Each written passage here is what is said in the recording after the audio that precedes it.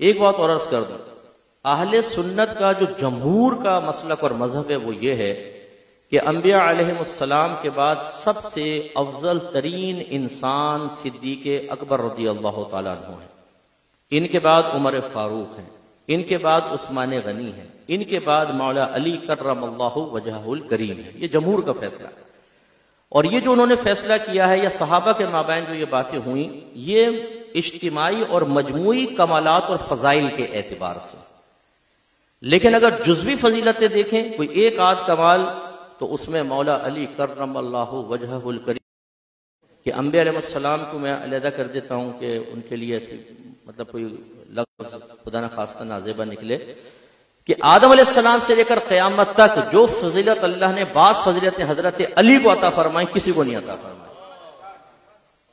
اس میں سب سے بڑا ایک انعام جو اللہ نے حضرت علی کو عطا فرمایا وہ 7 سال کی عمر میں ایمان قبول کرنا تھا، اسلام قبول کرنا۔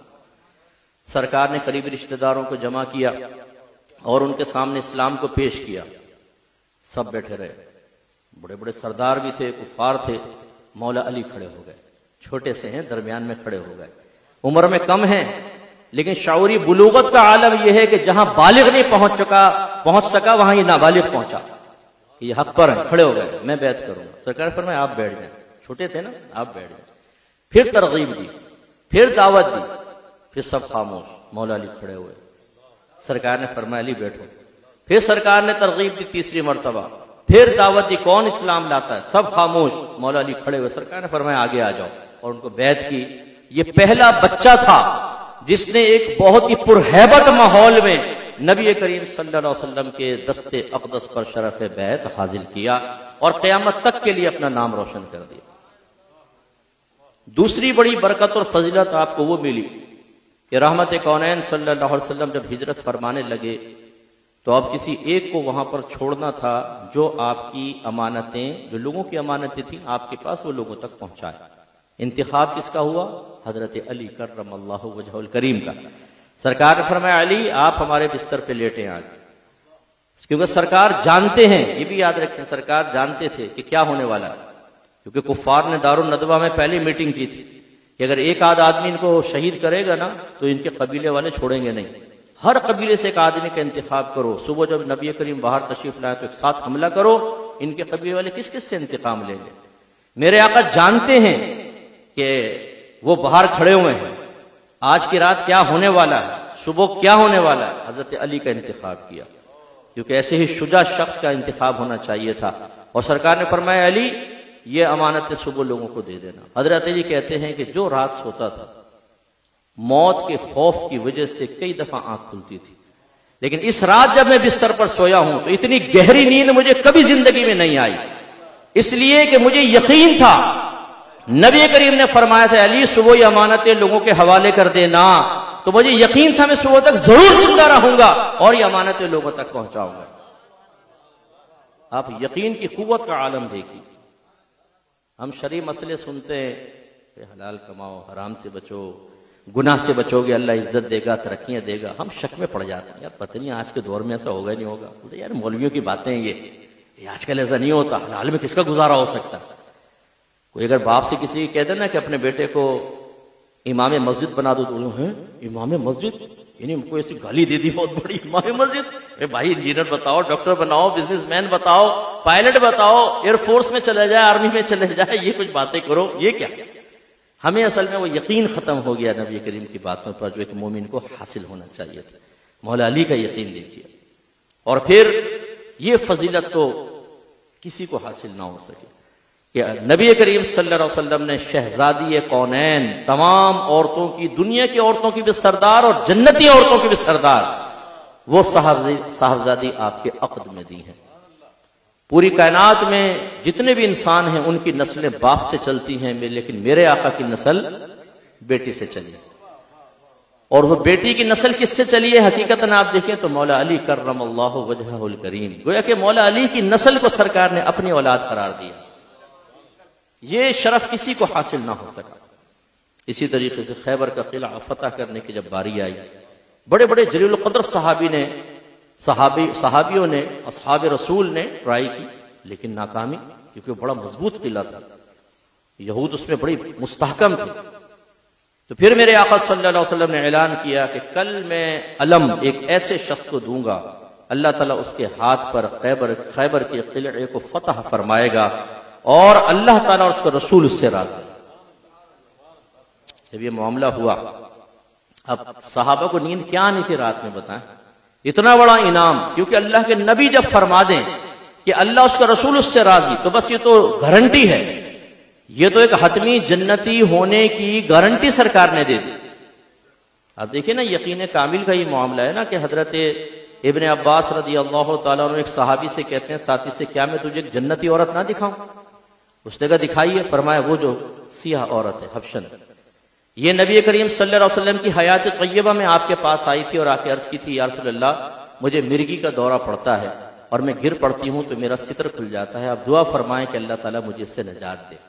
تو رحمت کونین صلی اللہ علیہ وسلم نے فرمایا کہ اگر تو چاہے تو صبر کر، اس کے بدلے میں تیرے لیے جنت ہے، اور چاہے تو میں تیرے لیے دعا کروں۔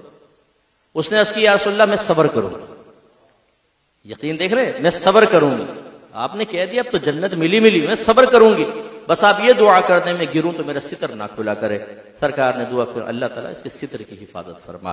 اب آپ دیکھیں ایک عورت کا یقین کامل، ایک ابن عباس کا، کیا میں تجھے جنتی عورت نہ دکھاؤں؟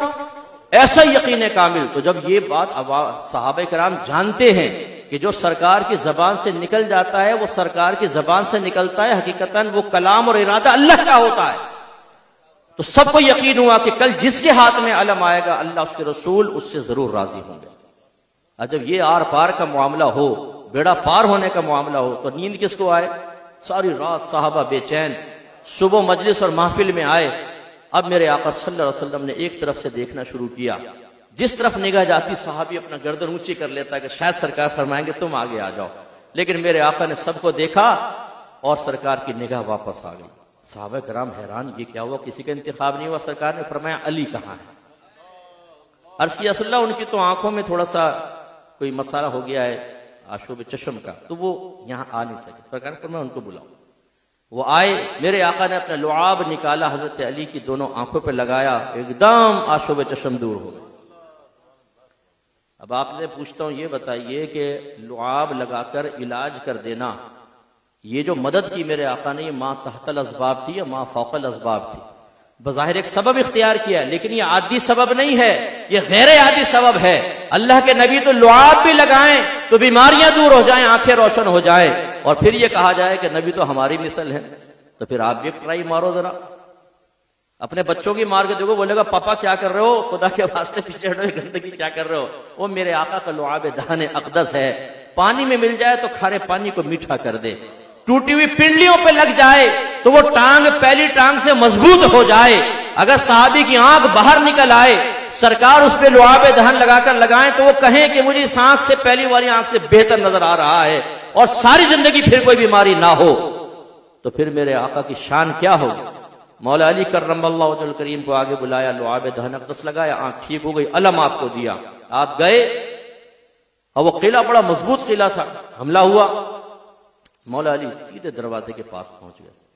دروازے کے پاس جانا، اگر آپ نے کوئی موویز وغیرہ کبھی وار سابقہ جو ہوتی ہیں وار وہ دیکھی ہوں، پورے جو فصیل ہوتی ہے نا، فصیل دیوار، اس پہ ہوتے ہیں تیر انداز، قریب نہیں آنے دیتے کسی۔ مولا علی کی جرت کو سلام ہے، یہ اوپر تیر انداز کھڑے ہوئے ہیں، خون کے پیاسے ہیں، یہ آر پار کا معاملہ، انہیں پتا ہے اگر فتح ہو گئی تو ہم تو گئے کام سے۔ تو پھر جب بالکل آپ چونٹی کو بھی کہیں بند کر لینا، وہ کاٹ لیتی ہے، بلی کو کمرے کے اندر بند کر لیں، اس کو راستہ نظر نہیں آئے گا، وہ آپ پر حملہ ہی کرے گی، تو پھر انسان کے بارے میں کیا خیال ہے؟ یہ میں منظر کشی اس لیے کر رہا ہوں، اتنے خونخوار لوگ، خون کے پیاسے، اور تلواریں اور اپنے نیزے اور اپنے تیر لے کے کھڑے ہوئے ہیں۔ مولا علی سامنے نکلتے چلے گئے، دروازے کے پاس پہنچے، دونوں ہاتھوں سے دروازے کو پکڑا، دو جھٹکے دیے اور دروازہ باہر، اور آپ نے اس کو اپنے اوپر لیا اور اس کے اوپر سے گزرتے ہوئے اندر گئے صحابہ، اور قلعہ فتح ہو گیا۔ صحابی کہتے ہیں کہ بعد میں ہم نے اس قلعے کو اٹھایا تو 80 آدمیوں نے مل کر اٹھایا، 80 آدمیوں نے، ایک روایت میں 120 آدمی نے مل کے اٹھایا لیکن صحیح طرح اٹھا نہ سکے۔ مولا علی کی طاقت کا عالم دیکھیے۔ اور میں کہتا ہوں یہ انسانی طاقت نہیں تھی، سرکار نے جو لعاب دہن اقدس لگایا اس نے نہ صرف آنکھ کو ٹھیک کیا بلکہ میرے آقا نے ان کو روحانی طاقت بھی عطا فرما دی۔ یہ اسی لعاب کی برکت، آپ نے لعاب دہن اقدس لگایا، معاملہ قلعہ فتح ہوا۔ یہ وہ فضائل، وہ کمالات ہیں کہ جس میں مولا علی کا کوئی ثانی نہیں۔ جب فتح مکہ ہوا میرے آقا صلی اللہ علیہ وسلم نے حکم فرمایا کعبۃ اللہ سے تمام بتوں کو گرا دو، گرا دیا گیا۔ 2 تصویریں چھوڑ دی جو اونچی تھی، منسوب تھی، ایک حضرت ابراہیم علیہ السلام اور ایک حضرت اسماعیل علیہ السلام کی تصویر۔ میرے آقا صلی اللہ علیہ وسلم نے حضرت علی سے فرمایا کہ علی انہیں مٹانا۔ عرض یا رسول اللہ میرے کندھوں پر آئیے، آپ مٹا دیجیے۔ سرکار نے فرمایا کہ علی تم ہمارے کندھوں پر آؤ۔ آپ اندازہ فرمائیں یہ کتنی بڑی بات ہے۔ سرکار نے فرمایا علی آپ ہمارا بوجھ نہیں اٹھا سکیں گے، آپ ہم پر آئیے۔ جب غار ثور میں گئے نا سیدنا صدیق اکبر رضی اللہ تعالی عنہ، تو آپ نے رسول اللہ مجھ پر آئیے، حضرت صدیق اکبر اوپر لے کر گئے۔ یہاں میرے آقا صلی اللہ علیہ وسلم مولا علی سے فرما رہے ہیں کہ آپ اوپر آئیے اور انہیں مٹائیے۔ مولا علی اوپر تشریف لائے، ایک روایت میں موجود ہے جب اوپر آئے میرے آقا نے فرمایا علی کیا دیکھتے ہو؟ عرض کیا رسول اللہ اوپر دیکھتا ہوں تو 7 آسمان منکشف ہیں اور نیچے دیکھتا ہوں تو 7 زمینوں کی چیزیں مجھے نظر آ رہی ہیں۔ اندازہ کریں کہ جس محبوب رسول کا یہ عالم ہو کہ وہ نبی کریم سے مس ہو تو آسمان و زمین کی چیزیں منکشف ہو جائیں، تو اس رسول کا عالم کیا ہوگا جس نے یہ ان کو کرامت عطا فرمائی۔ اس لیے مسلمانوں کا عقیدہ ہے کہ یہاں سے پکاریں وہاں وہ سنیں، کانے لالے کرامت پہ لاکھوں سلام۔ مانگیں گے مانگے جائیں گے، منہ مانگی پائیں گے، سرکار میں نہ لاہ نہ حاجت اگر کی ہے، منگتا کا ہاتھ اٹھتے ہی داتا کی دین تھی، دوری قبول و عرض میں بس ہاتھ بھر کی ہے۔ میرے آقا صلی اللہ علیہ وسلم کی شان بڑی ہے اور وہ مولا علی کرم اللہ وجہہ الکریم کو سرکار نے عطا فرمایا۔ مشہور روایت من کنت مولا فعلی مولا، جس کا میں مولا ہوں علی بھی اس کا مولا ہے۔ لفظ مولا ایک مشترک لفظ ہے جو کئی معانی کے لیے استعمال ہوتا ہے۔ یہ آزاد کرنے والے آقا کے لیے بھی ہوتا ہے، جس کو آزاد کیا گیا اس غلام کو بھی مولا کہتے ہیں، مولا کے مولا کو بھی مولا کہتے ہیں، اور مولا کے مولا کو اوپر چلے جائیں تب بھی مولا کہتے ہیں مددگار کو، مولا کہتے ہیں محبت رکھنے والے کو، مولا کہتے ہیں مضبوط انسان کو، بہت سارے اس کے معانی ہیں۔ لہذا سرکار نے ارشاد فرمایا علی جس کا میں مولا ہوں آپ بھی اس کو مولا ہیں، گویا کہ جس کا میں مددگار آپ بھی اس کے مددگار، جس کا میں آقا آپ بھی اس کے آقا۔ یہ بڑی شان ہے مولا علی رضی اللہ تعالی عنہ کی۔